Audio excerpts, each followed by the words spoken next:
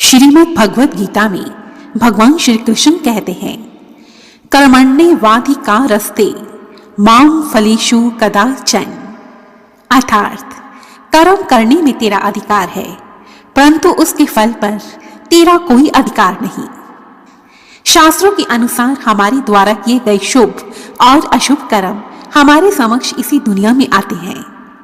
हम जैसा भी कर्म करेंगे, वह चाहे अच्छा हो अथवा बुरा, वह कभी न कभी, चाहे 10 वर्ष के बाद, चाहे 20 वर्ष के बाद, परंतु हमें भोगना ही पड़ेगा।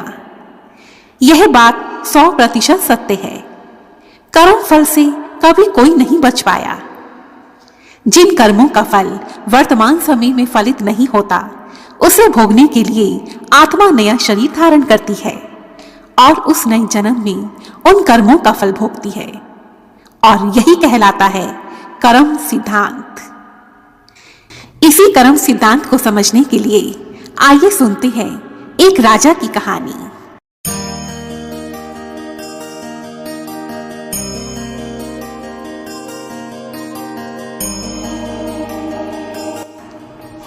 प्राचीन समय की बात है।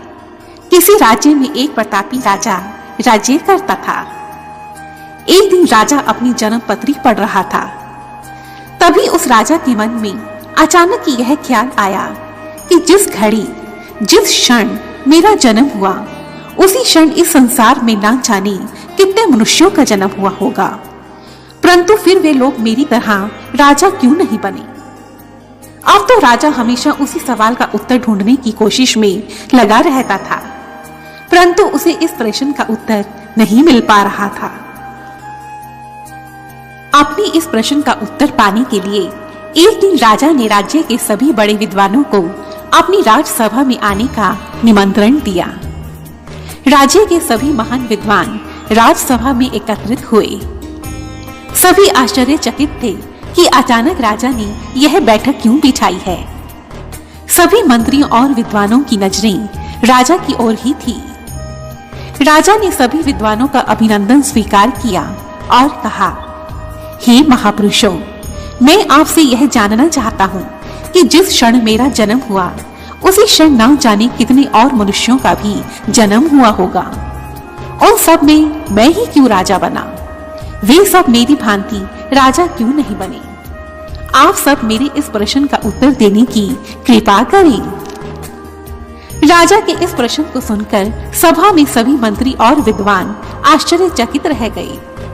उन सभी महान विद्वानों ने गहन सोच विचार किया, परंतु राजा के इस प्रश्न का उत्तर वे ना दे सके। राजा की उस सभा में एक बुजुर्ग विद्वान भी बैठे हुए थे। उस बुजुर्ग ने कुछ देर तक सोचा और फिर राजा से कहा, हे राजन, इस राज्य से बाहर एक घना वन है। एक महान साधु उस वन में कई वर्षों से तपस्या कर रहे हैं। वही तुम्हारे इस प्रश्न का उत्तर दे सकते हैं। यह सुनकर राजा कुछ सैनिकों के साथ अगले ही दिन उस जंगल की ओर चल पड़ा। बहुत दूर चलने के बाद राजा को उस वन में एक छोटी कुटिया दिखाई दी। उस कुटिया को देखकर राजा अति प्रसन्न हो गया। जब राजा उस कुटिया के पास पहुंचा तो देखा कि वह साधु आग के अंगारे खा रहा है। यह देखकर राजा एकदम सन्न रह गया, परंतु फिर भी उसने कुछ हिम्मत जुटाते हुए उस साधु से पूछा, हे साधु महाराज, मैं आपको प्रणाम करता हूँ। मेरे एक प्रश्न का उत्तर आप देने की कृपा करें। जिस क्षण मेरा जन्म हुआ, उसी क्षण और भी ना जाने कितने मनुष्यों का जन्म हुआ होगा, फिर वे सब मेरी भांति राजा क्यों नहीं बने? राजा का यह प्रश्न सुनकर उस साधु ने उत्तर दिया, हे राजन, तुम्हारे इस प्रश्न का उत्तर मैं नहीं दे सकता। थोड़ा आगे चलकर तुम्हें एक और साधु मिलेंगे। वही साधु तुम्हारे इस प्रश्न का उत्तर दे सकते हैं। साधु की यह बात सुनकर राजा स्वयं को थोड़ा अपमानित महसूस करने लगा, परंतु क्योंकि उसे अपने प्रश्न का उत्तर चाहिए था, इसी कारण वह दूसरे साधु की तलाश में आगे निकल पड़ा। थोड़ा आगे चलने पर राजा को एक और साधु दिखाई पड़ा, परंतु यह क्या, वह साधु तो मिट्टी खा रहा था। यह देखकर राजा बहुत हैरान हो गया और हिम्मत जुटाते हुए उसने उस साधु से पूछा, हे साधु महाराज, आप मेरे प्रश्न का उत्तर देने की कृपा करें। परंतु वह साधु क्रोधित होकर बोला, हे राजन, तुम शीघ्र ही यहाँ से चले जाओ, मैं तुम्हारे किसी प्रश्न का उत्तर नहीं दे सकता।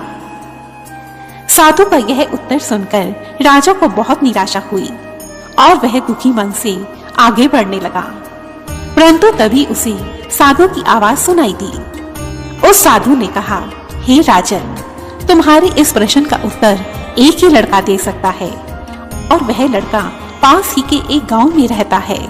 हे राजन, तुम शीघ्र ही उस लड़के के पास जाओ, क्योंकि वह लड़का तो मृत्यु शैया पर है। साधु की यह बात सुनकर राजा बहुत आश्चर्यचकित हो गया।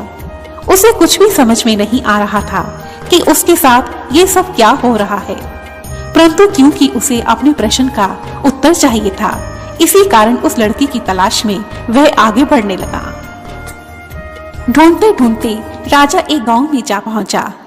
अब तो राजा उस गांव में जाकर उस लड़के की तलाश करने लगा और कुछ ही समय के पश्चात राजा उस लड़के के पास पहुंच गया। राजा ने देखा वह लड़का अत्यंत बीमार था और बिस्तर पर लेटा हुआ था।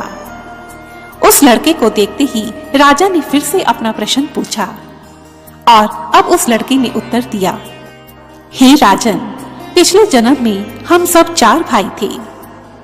एक समय हम चारों भाई जंगल में रास्ता भटक गए। भटकते भटकते बहुत दिन हो गए। हमारे पास भोजन सामग्री भी समाप्त हो गई थी। हमारे पास केवल थोड़ा आटा ही शेष बचा था। एक दिन हमने उस आटे की रोटियां बनाई और भोजन करने लगे।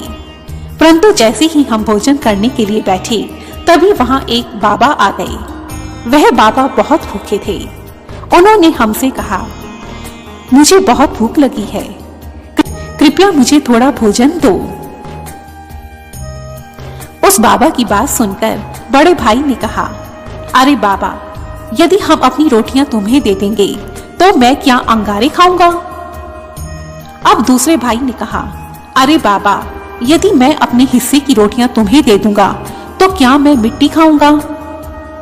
अब जब मेरी बारी आई तो मैंने भी उस बाबा को रोटियां देने से मना कर दिया। परंतु हे राजन, तुम तो बहुत दयालु थे।